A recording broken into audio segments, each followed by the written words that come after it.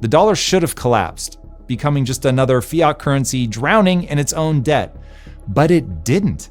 Instead, it was saved by one of the most consequential backroom deals in modern history, a 1-2 punch that rewired the entire global economy and kept the dollar indispensable, not by law, but by structural necessity.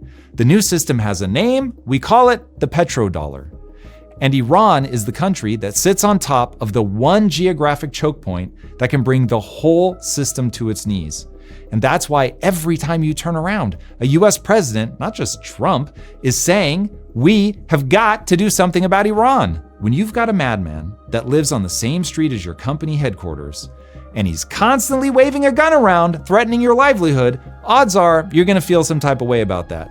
And when the only policeman in the world is you're going to be tempted to act, even if it needs to be violently, to ensure business remains good, the company stays open, and your dollars keep flowing. That's what this war is actually about. And once you understand Iran is the madman at the end of the street and you see it through that lens, everything, the bombing of Fordow, the ships in the strait, the desperate scramble for a victory that keeps not arriving, all of it, everything snaps into focus. Here's how the petrodollar actually works in practice.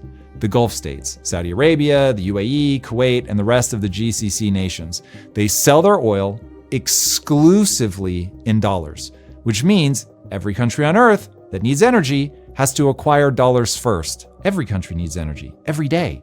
That structural demand is what keeps the dollar positioned as the world's reserve currency, even as America runs deficits that would have collapsed any other currency on earth. And crucially, those dollars do not just sit in vaults in the Middle East. They get put to work in the economy all over.